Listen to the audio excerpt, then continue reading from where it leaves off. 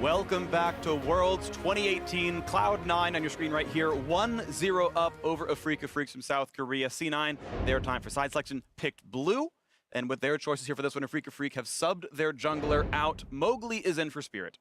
Yeah, we've talked a lot about the pace of the game and the direction that Worlds has taken League of Legends. And that requires a jungler to keep up the pace. In the last game, Svenskeren definitely outpacing Spirit. So I can see the reasoning here and bringing in Mowgli. And it was definitely a multi-pronged thing that didn't come together. The mid lane performance by Kuro was probably the most significant kind of aberration compared to previous Afreeca games. He was the one who, after all, was given the overall last pick. Castenson is a containment matchup into later an outscale matchup. Didn't go that way. Blue flash early, died multiple times. Kuro, I'm guessing this time on a Galio, a Swain, a wave clear champion, less burden on execution maybe, the right way to go for Afreeca. Last champion select, we saw Afreeca Freaks taunt Cloud9 with a hover over LeBlanc. Jensen happily punished them severely with that pick. We'll see if they do it again. Already we've got similar bans coming out from Afreeca, Urgot, and Zillion once again. Yep, 5 for 5 so far. It's going to be all the same. Nocturne gets added to the ban list for Afreeca unless they think a different champion is more important here. And they're debating on the last one if there's going to be something changing, because keep in mind, we are on the same sides as last time. Afreeca chose red in game 1. Cloud9 chooses blue here. And let's see how much of the draft is the same. For the first 7 selections, it's identical. Now, Afreeca Freaks' biggest surprise was going for the top lane victor. And I think overall, that pick in isolation, we can't be too results orientated. That pick did pretty well. It did contain, there were some nice moments for it. We'll see if they go that way, because there's obviously some more conventional stuff that could be considered here for Keen. But we'll look at the Afreeca Freaks side of the draft. The Alistar's up once again, but Tucson was found wanting a little bit. This time they're not going to leave the Xin Zhao open, and it seems like Mowgli is going to try to be a bit more proactive in the early game, even though Spirit, pre-Predator, got a lot done. After that moment, really was second to Svenskeren. Extreme focus on the jungle difference from last game, stealing away the Xin Zhao on top of changing junglers. Here for Afreeca Freaks, they will still get the power pick of Alistar. This is definitely an enabling support. With your headbutt pulverized combos, you can set up kills and survive team fights with the ultimate. And I'm expecting similar picks now for Cloud9 to find themselves an early aggressive jungler and still the Braum from before, because I can see the support pool being pinched pretty quickly, and we might just have the run back of the same matchup there if they do finally land on this Gragas. But I think the Braum was always expected here, and we'll probably keep seeing the Braum-Alistar trades. The question is, where does Cloud9 go next after that taunt victor? Who's in whose head is, of course, the question always here in pick and ban. LeBlanc first round, a possibility. If they don't take a mid laner here, they'll be pinched, but it's just a continuation of the mind games. And C9 are all about busting 2v2, because they're going to stick with the Braum Lucian they found so much value on in game number 1. The early game seems to be the way the game is played here at Worlds 2018. The pace has been getting faster, and even though Uzi tried with the Lucian and could not quite succeed all the time, Sneaky wants it right away and seems to be. Some of these hovers in Champ Select, you can tell Cloud9 feeling confident after that game.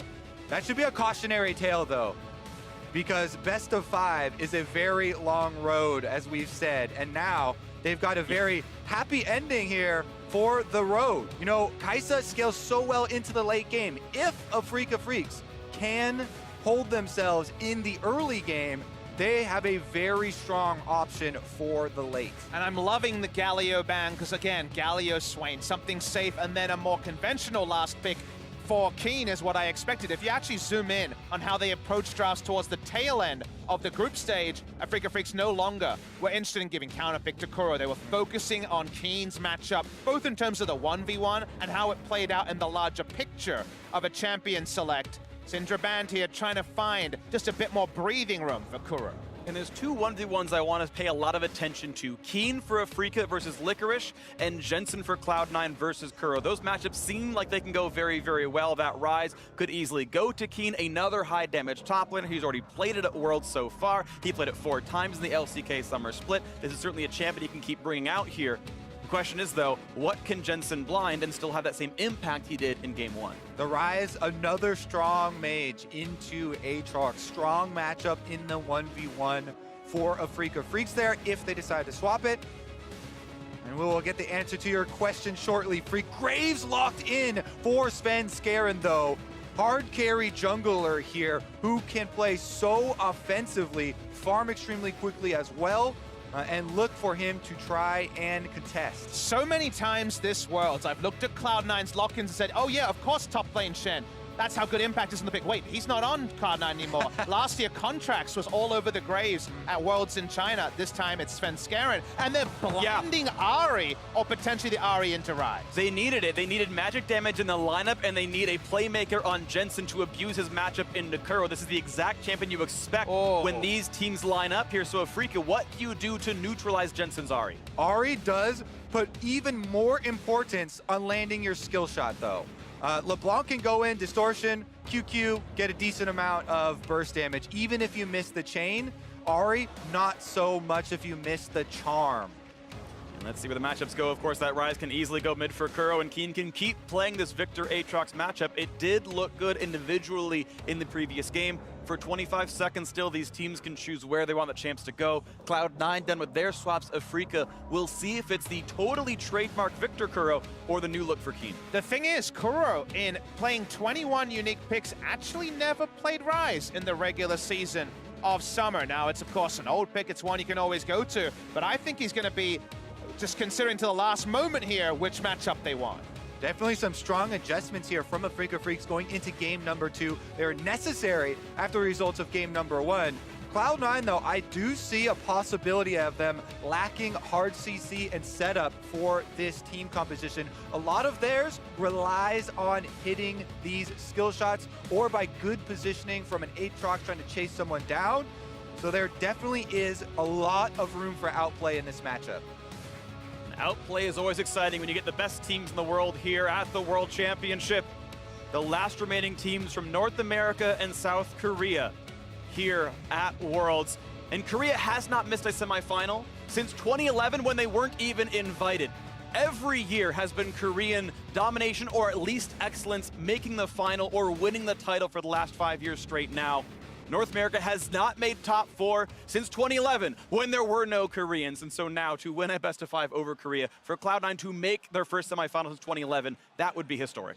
I do think the title of the last hope versus the only hope, definitely a fitting one that has been bestowed upon this matchup. And yet, I think personally, Kobe, that history has never meant less than 2018, where so many memes about how League of Legends plays out both on a match-by-match level and also on a calendar level just haven't happened. SKT, TSM, not at Worlds. The Korean dominance right now in a kind of a whimpering status, 1-0 down with the potential elimination of the home region from the World Championship. Seems like there's a short pause at the start of the game here, maybe some configuration issues, but we just want to get into this one as it's such a fun matchup. I do agree with that point, Papa Smithy. It kind of feels like in the past, when people give you the rose-tinted glasses answers of, you can follow your dreams, you can be whatever you want when you grow up, it sounded a bit hollow. And yet this year for League of Legends does ring true. It does feel quite a bit different here this year. Now, I think we had the same issue as last week. Svenskeren spilled some of his glorious water onto his keyboard. I think he's getting a replacement. So about 2 minutes of the ETA I've been given coming into this one as we are paused before the game starts. And is this a replay? No, it's a new one. Oh! Or it might be the same. I don't know. It's hard to tell. It's the same person in the same jersey. Oh, we said it's so important in best of 5s to adjust and be able to adapt, yet Svenskeren with the same water mistake that he has shown already at Worlds. I've been confirmed that was a new clip. I couldn't tell. That was the exact same action from back in week 2 of the group stage. You hate to see it. Yeah. Hate to see it. Incredible. He's picking champions with few skill shots. Maybe that's the right way to go. His eyes seem to be a little bit off today. All right, we need to clean up the hand-to-mouth coordination here a little bit on the side of Cloud9. Get them situated before they go into a very important game number 2. As we've learned from yesterday's games, in these best of 5s, easily you have to put aside the previous results and completely focus on the task at hand. And I'm a bit put across by the fact that we do eventually have this Rise selected for Kuro. He's already played 68 games, because of course they went to Rift Rivals, did Afreeca Freaks, they had to run the entire gauntlet. In this 69th game, it's his first game on Rise, it's his 22nd unique champion, and yet it's one that basically is bread and butter for so many other players. I'm so glad we're seeing these picks come out from both teams in response to what has been shown in Champion Select. Early, we set up this game and these coaching staffs on both sides to be ready for adaptation and be willing to pull out these picks, trusting in their players for the matchups. And this time around, in response to that rise, Technique. the Ari definitely... Sorry. Svenskeren definitely nailed not that as drink. reliable. But the important fact here on screen, it has been resolved. And Freak, take us in. We are into game number 2. Cloud9 up 1-0 over Afreeca Freaks. And this is a very exciting matchup. It has been a weekend of upset victories. That first game was massive. Cloud9 did not let off the gas pedal. That was straight up and to the right, nearly a straight line. I do need to emphasize how important the jungle and the jungle pick was in the last game. Xin Zhao can initiate for Cloud9. Svenskeren started so many of their plays in the skirmishes. Graves can bring a tremendous amount of damage, doesn't play the same front line as Xin Zhao. It's much different with the smoke screen really bringing the utility with this champion. And from there, I'm actually zoomed in on the level 1 because I felt they did a pretty poor job of tracking Svenskeren in the early game. He got off a level 2 gank on the Xin Zhao, which shows you that Afreeca were working with pretty limited information. So some way to curtail what ended up being such a high-tempo game with Spirit reacting to the proactivity of Svenskeren. And I say the word Spirit, of course, we must remember that with Mowgli in the lineup, he was able to watch game 1 with the coaching staff and should potentially have some insight into Svenskeren's path. It's a big point, and honestly, they should have been prepared for a level 2 bottom from blue side. That, to me, has been the most common jungle start that I have seen all of Worlds, coming off of that red buff, pathing down through this side. Yet Cloud9 did find success with it. Early on, a little bit of harassment onto Kramer. You know, the advantage should go to Lucian Braum in a Kai'Sa Alistar matchup here. They're trying to get a health advantage to push the wave. Yeah, somewhat importantly, Alistar almost doesn't have a level 1, has to walk up and pulverize you, and good players won't let you really land that anymore, so that should be the push lead, level 2 coming in first. Both junglers, leashless red buff, and we have the Xin Zhao for Mowgli going over to Krugs to get a lot of XP in this farm, as Svenskeren will be spotted by a ward going for this bot side scuttle. There's not many junglers that will actually provoke a Xin Zhao to go for pretty defensive pathing. But Xin Zhao walked in and put a very late red ward right where you see the blue ward on the top side of the river. That was spotted by C9, and that's why they're playing bot side with the Braum pushing up the level 1 strength of the duo lane. They're able to guarantee plenty of inroads, at least onto that Scuttle Crab. Yeah, very important to not get controlled in a double scuttle opening from a Graves. If the Graves gets control of the vision of the river, it could be very, very difficult. We mentioned the quick speed at which he can farm, can also, you know, start to take over as far as the range advantage. Right now, Mowgli walks over the C9 vision, so they should know that he is in this area of the map and invading towards the blue buff. The first thought here of Mowgli is that his blue buff was stolen because he saw the enemy support walk up. Mowgli's actually going to get onto the blue anyway, and looks like he's going to have, with his smite up, the ability to steal this one away. Nice by Mowgli here, yeah, taking away a pretty important camp. He's going to save the smite in case he needs something else. Level 3, double buffs. Now look at this move from Svenskeren. He went cross-map to grab wolves and is only now heading over to answer that blue. That's why we see Tucson hovering up here. He doesn't have any vision to place on it though, and Cloud9's pushing bottom lane is what allows you to continue on with this invade. You can see on your screen, Zazel goes up to help Svenskeren, and we'll see how much counter jungling they can actually get done. And the question is how many camps do get taken away. Mowgli only took the 1 camp, just the blue buff, then left. Though, look at this, he has not been spotted coming into mid. Jensen should be hovering on the bottom side of the map. He knows his jungler's on that side, but he's very far towards the top side here, very close to Mowgli, who can charge in.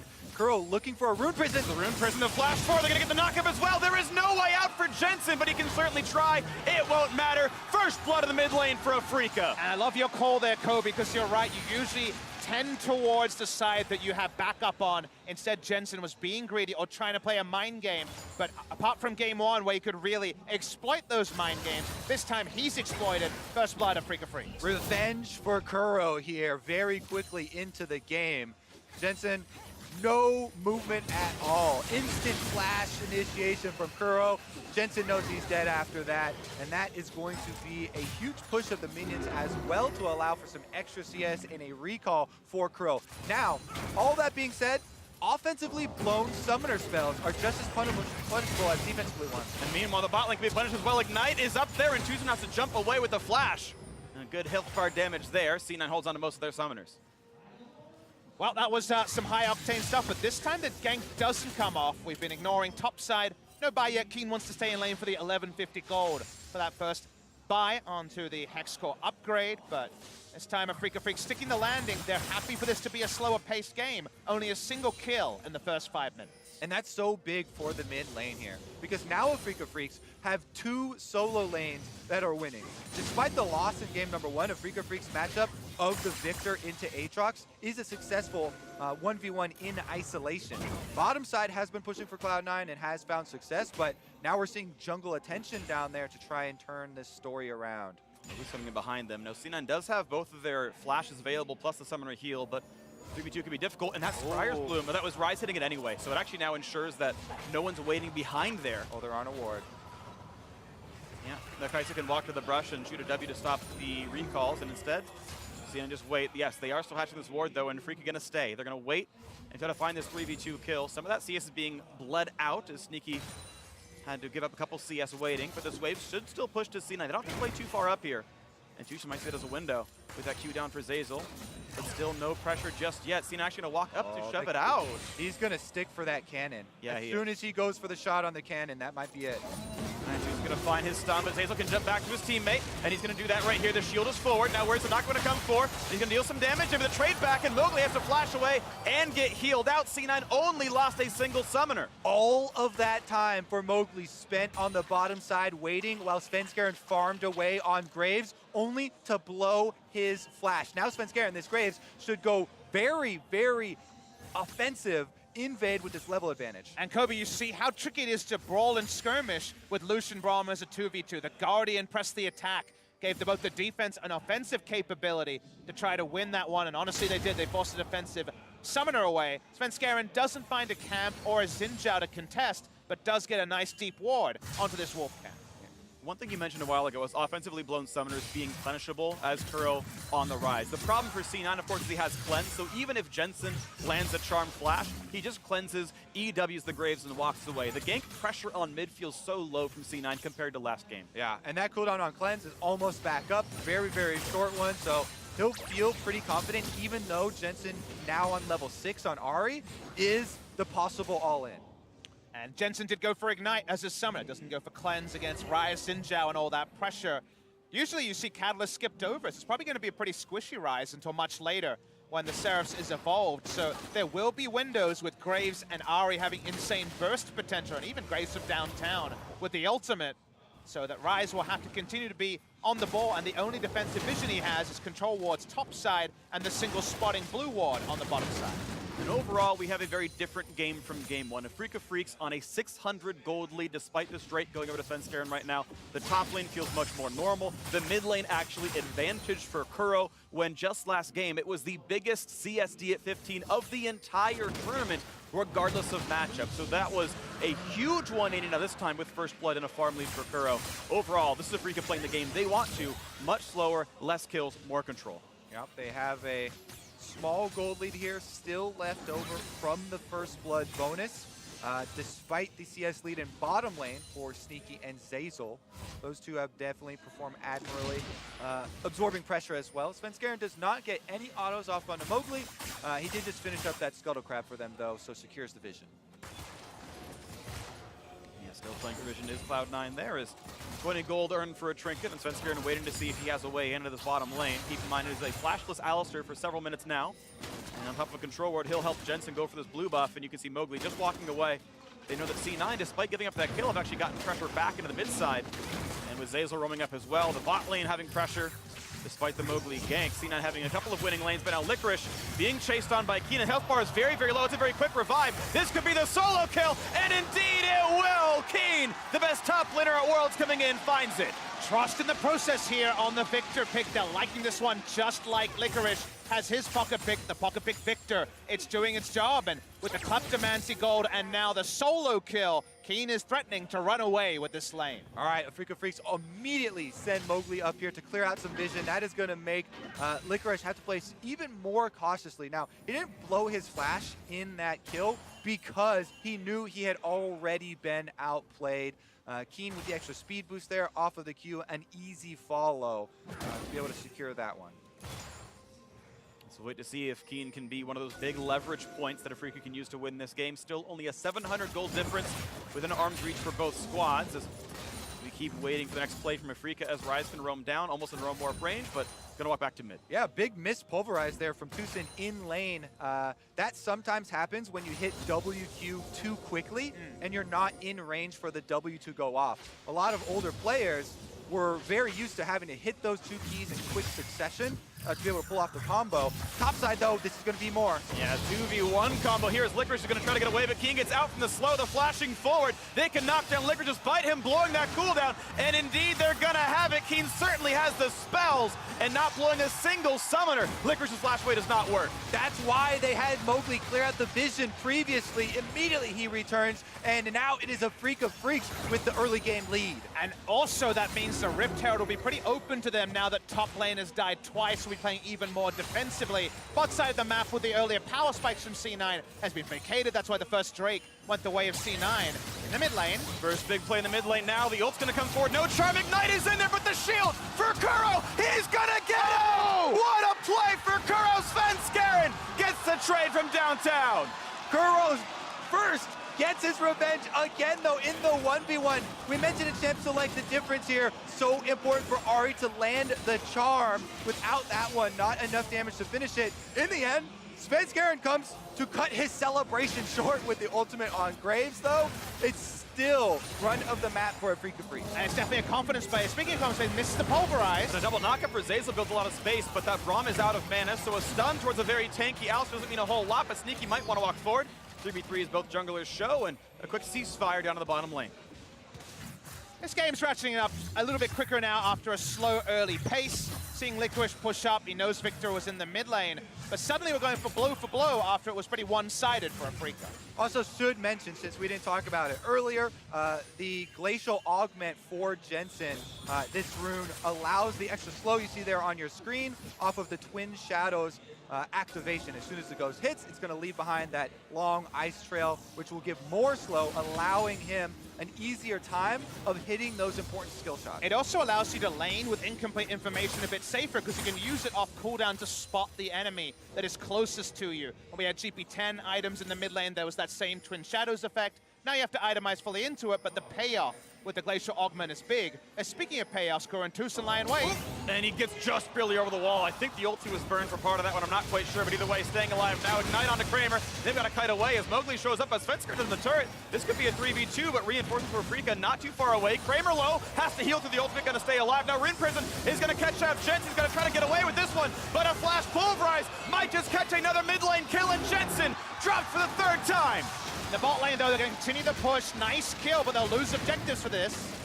Well, first turret bottom lane, but Mowgli able to walk away pretty cleanly. That's some gold back into C9's pocket, but look at this.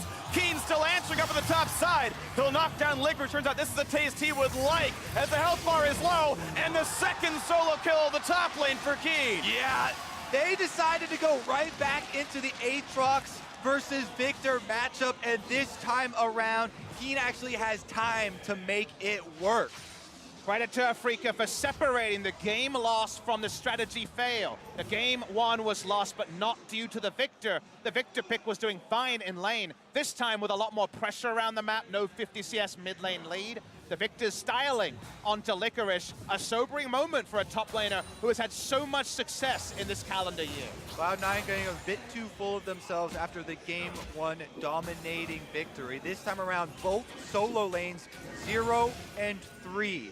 What will Afreeca Freaks be able to do with it, though? Because the gold itself is close due to the bottom lane advantage. Sneaky and Zeyzal, giant CS advantage, and have taken the first turret bonus gold.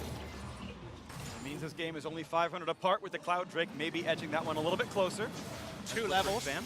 2 levels to lead for Keen here as Licorice just has to spot. He doesn't have a control ward. He doesn't have any defensive pressure at all. And we're seeing a movement in the map. Together, Kuro and Mowgli with their successes actually find bot side control now that the duo lane has gone top. That's pretty big for Afreeca now, picking up this Infernal Drake. That's where their power lies, but you can see both of these weak lanes being shoved away from farm. Licorice not allowed to touch bot lane, but neither is Kramer allowed to touch top. And Svenskeren got himself a Rift Herald, so top lane tier 2 could even be under fire here. And the game remains very, very close as C9 gets their solo gold onto Sneaky once the wave is gone. And we'll see what comes in next. Sneaky definitely the hope here for Cloud9. Double AP solo laners for Afreeca Freaks, though, continue to push. Keen with his Sheen, finishing off that turret very easily and pushing in further onto Licorice. 3 levels is absolutely insane. Each individual level, generally even more than 500 gold worth of value in just stats, not to mention the skill ups that you get. So it is a tremendous advantage. And it's one of those things where C9 want to downplay where they're weak and accentuate where they're strong, and that's Svenskeren grouping with the duo lane. I actually thought they might consider putting the Rift Herald top, getting the inner turret, and then looking for a Baron play. They have very strong Baron damage with Lucian, Svenskeren on the Graves. But for now, they're going to continue the top side control, but conserve the Rift Herald, hoping to get the mid lane turret from. 49 CSD at 15. Yeah, that is 2.5 times as good as it was in the first game. He has been allowed to flourish up there, and flourish he has. And this is after they already got a look at it. In game number 1, he was up 19 CS. Licorice said it's just fine. Here, teleport top, though. They're looking to make a team play. Here's the big play up towards Kramer and the rest of the squad as Licorice shows up. Kuro's right in front of him, though, and the chase might be forward. What can Cloud9 find? A big pulverize. Look at the bot side. Keen, he's almost shut down, but he gets the shield, and Svenskeren cannot kill him off, and that is absolutely huge. Finally a trade, but it's still Afreeca winning. It's 2 for 1 to them, and they're chasing for a little bit more. Can they get that next kill? Will they find the next pickup? The flash in, almost in range. One more spell will do him in. 3-1, Afreeca win the fight. The tables have turned. Afreeca Freaks are running this game. 16 minutes, 20 seconds into it, and they rout Cloud9. And that's such a big moment for them. Yes, Keen goes down to the red smite from the Graves, but that's the only win from the side of C9. Afreeca going to break the mid lane turret. They're going to finally bring parity to the amount of turrets taken, and now the gold lead is still not massive, but every time we see these extended skirmishes, they go the way of Afreeca. All right, let's take another look. Cloud9 set it up. Teleport comes in from Licorice. Everyone drilling in through the Tribe Rush, and actually the Twin Shadows, very good use there from Jensen. Svenskeren not able to finish him off, though, as you said, until the red burn does tick down. And this Ace of Predator replay is really fought on 2 fronts. On the top side, the double pulverize coming through from the Alistair buys a lot more time for Kramer, who largely comes out of full health in this fight. Kuro wants to get some answering kills. He's got some vengeance after game 1. That's going to be cathartic for him. He takes down Licorice, and now C9 are starting to put down some control wards. They know they're really feeling pressure to get a pick and also to get some value out of this Rift Herald. Absolutely huge performances from the solo laners of Afreeca Freaks. Keen, we've been watching him bash top lane the whole time, and Kuro on this rise, the first of the split for him. Now looking to solo kill at Jensen. Look at the damage he's got, and a little bit more is all he needs. Can't quite get in range, but look at the power he has with only Merc Treads for defense. A lot of damage for him. It almost feels like every solo lane assignment goes the way of Afreeca Freaks, and that is a real big problem for C9. Yes, they have a strong duo lane, but leveraging the power when the side lanes are in such a rough spot is going to be difficult for C9. Still, Cloud9 continue to fight. Rift Herald activation in the mid lane does get them another turret, some more territory to work with. That's all of the outers now taken down. The problem for them is that they don't have the capabilities to fight their way in for the deep vision. They have to be very careful about setting those wards up. Coming down throughout this bottom river, trying to set up Kramer for success to get him that farm, to get him a lot of solo XP up to level 10. Has actually managed to tie back with Sneaky, and look at Licorice once again. Forced off the turret, forced off the wave, and that turret's almost certainly a better pickup than this red buff.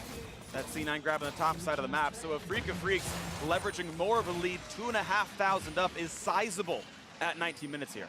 Definitely splitting the map. We'll see if C9 can get any Baron control from this. Of course, the Baron not spawning by the minute. It's top lane. They're going to find a Sudden occur, the cleanse not enough, they burst him down, and Victor's alone versus 3. They certainly have the damage, even Zeyzal survived! That's not the Cloud9 member you were looking for, Kuro. Sneaky is the strong one, and they do not hesitate. Kill for Cloud9, tower for Cloud9, and they strike back. Really big tempo moment with the Baron about to spawn means the top side is completely vacant for the side of Afreeca. You need somewhere to fight around. C9 find their moment. Kuro feels so comfortable walking up. He's level 13 with his Ceres transform, and yet he dies almost instantly. Yeah, let's go over the previous actions of Kuro. He just flash forward, killed off Licorice. Then he chases Jensen out of his own lane, 1v1. However, 3 members of Cloud9 lying and waiting for that counterattack do pull off some sort of right thing for this game. It makes the game closer to tied, only 300 gold apart, and a huge shout out to Zeyzal's aim on that ultimate. Got 2 knockups out of that press, and that, I think, helped really allow that dive on Victor. And now Mowgli pulled back in. They might have the damage, jumps to the blue buff. The ult, there's the blue! Even the map is on Cloud9's side. C9 Golem with the last hit onto Mowgli. It feels like in the last 30 seconds only, things starting to turn around. But again, do not forget how strong these solo laners for Afreeca Freaks are. Despite Kuro going down, huge advantage there, and now he's got a Banshee's Veil to protect him from the charm. But Kobe, don't forget how strong Sven Skaren is. He's picked up the lion's share, in fact, all of the kills that Cloud9 have. Black Cleaver, Warrior, and a Hex Drinker. Wherever he goes, I think you should cower in fear if you're the team of Afreeca Freaks. All right, you sold me, Papa Smithy. I love me a jungler with all the kills. Sven Skaren here on Graves is the correct champion to do it as well. DPS output in the form of AD for C9 will be their story this game. Yeah, not more than yesterday. We saw Ning have a huge game on the Kindred. Building Infinity Edge on that one. Probably not the build for Sven Skaren here, but we have absolutely seen hard carry jungle performances before as the blue gets handed off over to Jensen. He's going to make his way over. We have a tied game, but though the gold is the same, keep in mind Afreeca do have an in-combat Drake with the Infernal. Cloud9s do not do much to help you kill other enemy champions, and we are in a very close one here. Now that we are closing in on this mid-game, we get to start setting up these fights and how they can come about from so many different angles. Afreeca Freaks do have the Realm Warp as well as the Killer Instinct from Kaisa to allow them to follow up and start plays across the map if Cloud9 don't have the vision set up. Meanwhile, for Cloud9, we mentioned the outplay possible in all of these champions and how difficult it is to land those CC combinations. Now, it is difficult if you think of it as a very standard pick comp. Okay, the Charm missed, okay, the Braum Q missed, but remember, because it's Glacial Augment Ari, you're transferring late game power because Glacial Augment's utility keystone in for extra catch. Now the Twin Shadows is that big slowing field. Now also, there's other ways like the GLP to find the catch, and they have insane burst with how strong Sven Skaren is to profit off the pick that Zeyzal and Jensen will be tasked to provide. Exactly. In addition, the area that Braum can control, this is one of the biggest strengths of the champion. YC9 have picked it yet again. Very big zone control for possible team fights. And that's what they will try and use to make it easier to land their damage. Here we go, though. Most of the top control given over to Cloud9. They're putting wards around Baron, while we see Afreeca Freaks investing in their split push on the bottom side. They're really trying to get a lot of value out of that Victor into Aatrox advantage that they still have. Look at that vision. Afreeca cannot see anywhere around Baron. There's a blue trinket used. Doesn't even spot a champion. Only knows that they're not at Baron. Whoever else they might be, but C9 does show themselves now as they wait for the mid lane, but 5 strong. They could go for some kind of flash engage into somebody.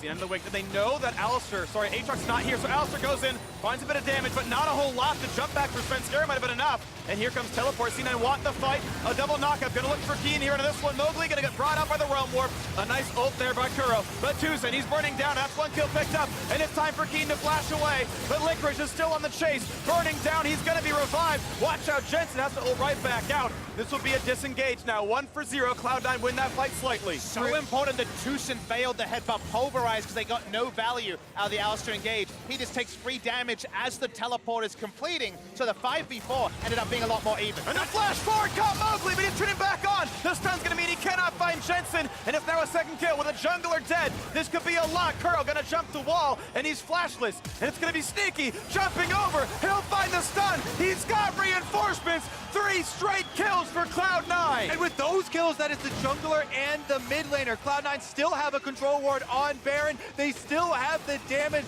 to force it, and here they go. The discipline from Afreeca isn't working for them. The catching the pick factory is so important. Baron has started. Aatrox's not here. Yeah, Licorice was bottom lane, trying to get the bottom lane pushing, but he's joining the fight now. Here they go. Tucson is heading in. Very few tools to steal. They're gonna charm Alistar, turn for the kill. Tucson has to flash away, but here comes Aatrox. Head the pulverize, device space. He's dead. The knockdown Licorice, 1 kill in, but there should still be no spite. This should not be a miss. And the Baron's picked up. Now for the 4v3 team fight. Kramer gets slow. They're all slowed. Look at the explosions, the kills just keep coming through. And Keen stands no chance. A delayed ace for Cloud9. The twin shadows freeze the entire river over, and Afreeca Freaks cannot escape. C9 get the Baron, and they get the kills. Only 10 seconds into the Baron, it's almost a 3,000 gold Baron power play. They go all the way to the start of it, guys, and with Tucson failing headbutt pulverized, the 5v4 means nothing. The turn is super powerful, and from there, the extended clip here will show you that C9's amount of catch and sheer burst is what separates them from Afreeca. My goodness, the continued layers of engagement there as well from Cloud9 coming out. This is a jump forward at the second time where they're able to go in on Tucson. He does pull back and they finish off Licorice, but here is the Baron smite and then turn. Watch all the slowing fields you'll see as this clip goes on along the ground. 3 in a line, look like mini rumble ults in some way. And those slowing fields hit everyone. Even the Victor at the end is standing on top of one. Svenskaren's feeling pumped. NA should be as well. Hextech GLP did work in that fight. Smiles and laughter, and they're back on the map pushing with a 5,000 gold lead. A wave clear. It's not too bad from Victor, but these are buffed up minions with Baron. They take half damage, and they are still pushing forward. And this is going to be inhibitor turret cracked. And when the turret falls, most teams know to give up the pressure. If you won't play with a turret, you shouldn't play without defenses in front of you. A little bit of wave clear, but 2 buffed up cannons is all Cloud9 needs. They will crack the inhibitor line, you have to assume. There's not much of a defense for Afreeca here, but they are still making Cloud9 work for it. Slowing down every single second of that Baron buff as long as they can. They've weathered through the first half of it. Charm's gonna land on an Alistar, ulti across the back line. And still the health bar is going down. The jump forward for Jensen, looking for that first kill. Tucson is low, he's slowed. He finds himself a knockup, but it's not gonna be enough. NC9 can now signal to go for the Nexus, to go for the 2-0 start to the series. They've got Graves, they've got so much turret damage to keep on this. And here they go, as the cage comes down, looking at that very first turret in front of the Nexus. 5v4, when does Afreeca stop them? Because C9 are not slowing down. In comes Mowgli, but not for much damage. And it's gonna be the reset. C9 gonna back off of this one now with the inhibitor gone and one Nexus turret falling as well. Zave's gotta watch out. He could be jumped on. He's not gonna be. Freaks threatening the trail, but look at that gold ticker in the top right corner. 5,500 Baron power play for Cloud9. An Infernal Drake on the way out. Inhibitor already destroyed. That was incredible. Should be the game-defining moment, guys. This should be C9 finding a way to cement what now feels like the first meaningful lead of the game. As this clip goes on, the culling does so much damage to Kramer that even though we always talk about the scaling of Kai'Sa, the value of the Kai'Sa has been close to nil. Look how Jensen is playing this Ahri as well. They go in, him plus Svenskeren, a huge chunk. Then he goes in with the second engagement, GLP used for the slow zone. Kuro does get himself out with the Realm War. Remember, that is another tool that they can now no longer use to defend themselves. And look at that game, it took so long, but it was actually Cloud9 finding the better decision-making in the late game. This is a team that, back in the NALCS, had good early games, but could not shot call in the end. They have solved this issue, gotten better and better throughout Worlds. This is also a team, this is also a franchise that invested the most into young talent as well as innovation. Reaper has never been scared to put out a new champion, to put out new item combinations, to put out a new way to play the game, and Cloud9 are flourishing off the back of both of those investments. But people love to talk about the rookies. I want to talk about one of the old dogs, Svenskeren, who of course came to group stage on SK into TSM, never got out of groups. Here in a quarterfinal game 2, he's rocking at 8-1-3. onto the Graves, and he is the one that has been the pivot point for game number 2. This year has been the glorious return of Svenskeren to the world stage, and now Cloud9 looking to finish game number 2. It could be the glorious entrance of North America into the semifinals for the first time in 7 years. They've got work to do. Mowgli certainly has nowhere to go. A statue that has now been fallen. A monument to South Korea may be dropping in the quarterfinals for the first time ever as C9 look to push in. There's work to do, but they've got minions flooding into the base. Looking at a 2-0 start to the series, waiting as bot lane pushes in, but without Baron buff, Victor can wave clear. C9, 5v4, a little bit of super minions, now pushing in towards the Nexus turrets, looking at the big play, the knockups in the back line, the dive in for every kill they can find. Jensen gets one, and the revive onto the Aatrox. 5v3, the turrets are falling, and they can turn simply to the base, and they're doing it here. The backline dive for Kramer, but it is not enough. Then Cloud9, 2-0 in the series. Polite applause comes through from the Busan fans. They can appreciate good League of Legends. Korea usually provides that, but it's been the international opposition who have been on point at Worlds 2018. This game was closer for a lot longer, but in the clutch, the smart control of the top red side jungle into the picks that the Ahri and friends provided was shut down by the legendary Graves, and from there, a comfortable victory for C9. The year of the upstarts. The rest of the world has had enough of being held down by Korea in the World Championships. Championship after championship, it has gone the same story. Yeah. But not today. 2018 does seem different, but we have seen crazy comebacks. We'll wait for that. Maybe it'll happen. For more insight on how Cloud9 is one win away from a semifinal spot, let's hear from our analysts. Thank you very much, Freak. 2-0 now in the series for Cloud9. This one much tougher for Cloud9 to secure than the first one around, and a lot of it off of the early game this time around for Afreeca, whereas C9 was off to the races quick on the first one. Before we dive into the game, I do want to re-hit Champ Select again because there's some interesting adjustments made by both teams. You're going to let talk first, Ash. Do you want to talk first, I do want to get in there early. Okay, get in there early. Right. I want to talk about this blind pick Ahri because I wasn't a fan. That's what you told That's what I'm going to start with. I want to start with, even though they won, I was not a fan of the blind pick Ahri, all right? Okay. And I do feel, I'm just going to say it because I feel that with the champion pool that Jensen has at his disposal, there were a number of options that he could have gone for. Cassio, Azir, all great picks as an alternative. However, I liked the fact that C9 got themselves a strong 2v2 again. They invested heavily into the Lucian and Braum, and I feel like it worked out nicely for them. I like the way that they won the game. They did win the game. I like the way they played more than everything else because in a lot of ways I thought this was an outdraft by Afreeca Freaks. I was surprised that they got the Victor into Aatrox matchup because even in what was a huge snowball, I thought the Victor was doing well. Boy, by the way, called this 6 months ago. He's played a lot of top lane Victor. We've been talking to him. Like, we're both confident you can't blind pick Aatrox into this pick, and I think Licorice showed it this game. But then the way in which Cloud9 banded together, got the shutdown gold, used Sneaky and Svenskeren's advantages, and then really out-macroed Afreeca Freaks, makes me so much more confident in this win than in the game 1 win. Yeah, here's your evidence, though, around the Victor pick. Yeah, and it's just so dominant, again, your ability to sidestep and maneuver around Aatrox's abilities because you have basically a slow or perma-slow, and you just keep hitting them with the Q, keep walking past them with the shield, and you're able to walk Aatrox down in pretty much every single matchup, every single trade, and even on the tower dive. So Keen was slick.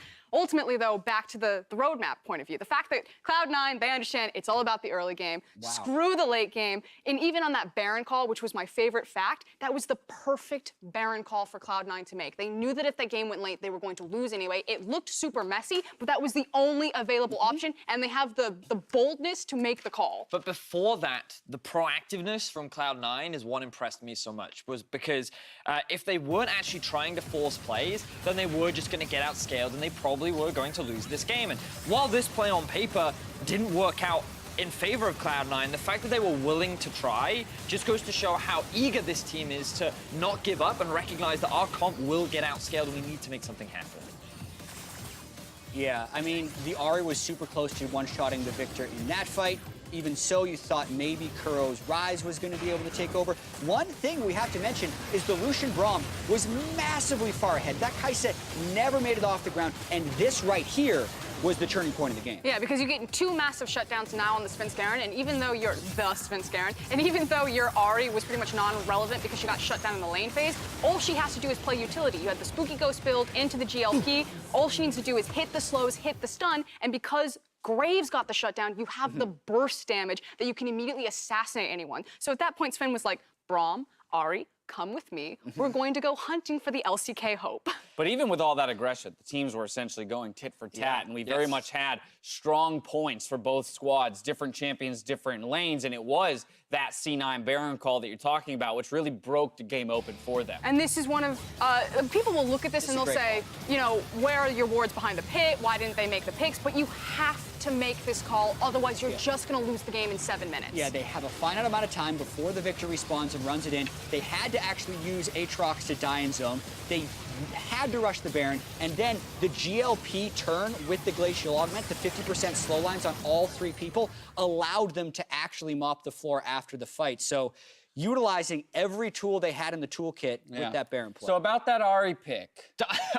Did you see like the I'm triple feeling 50% slow? Just because it worked out does not justify the Ahri. In defense of Vedius, I do agree with him. I think instead of banning the Lissandra, you could have banned the Victor, so that way your Aatrox matchup would have been much stronger. He died And then a lot. And then you also guarantee that you have at least 2 primary mid laners open, the Ryze and the Lissandra, and you get one or the other. Now, I want to get to the 3rd game in the series, and so before we do that, we have to recognize once again our MasterCard player of the game in Svenskeren on that Graves. Given a hyper carry champion, this guy popped off when it comes to that KDA here. This has become a Svenskeren special. Almost no one is playing Graves here at the World Championship. It's a early game jungler against the Xin that can survive, and it's what C9 actually pulled out in the playoffs when they needed wins most, and also here when the wins are pretty important. Absolutely. So here's the deal.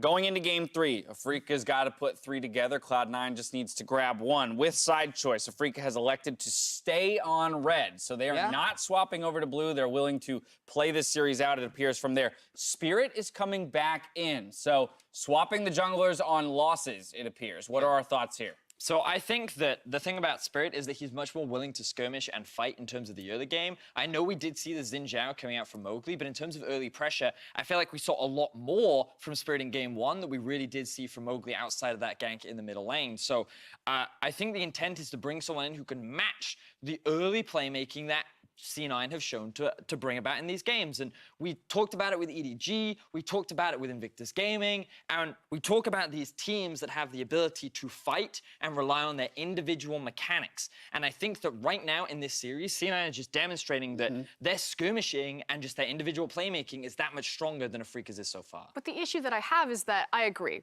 Afreeca should do that, but they keep drafting for late game, and then they keep trying to fight anyway. They are fighting outside their power windows, and that's why I see game number 1, I now see game number 2, I'm like, this is not a comp problem, this is a brain problem right now. Like, just sit back, just relax. Jack, do you have any fear, though, around C9 leaving the Victor up for a 3rd game in a row because they've beaten it twice? Yeah, and the bans that they've had, Tom Kenchirelli, Akali, you don't want to let those through. Right. I think you could maybe force them to pick a first rotation because you have phase 2 bans available, or you just let the Aatrox through. Like, even though they're first picking the Aatrox, Licorice was the first to actually have good counter picks against it. I don't actually know if it's going to be the Victor. He only has 1 game on it in solo queue. Right, but he could go back to the Hecarim, right? But he could go back to a lot of different picks. I think that should be the tweak. All right, well, C9 are knocking on the door of another upset. See if they can close out the series versus Afreeca after the break. Don't go anywhere. Give me a C9 ticket. Who's in one now?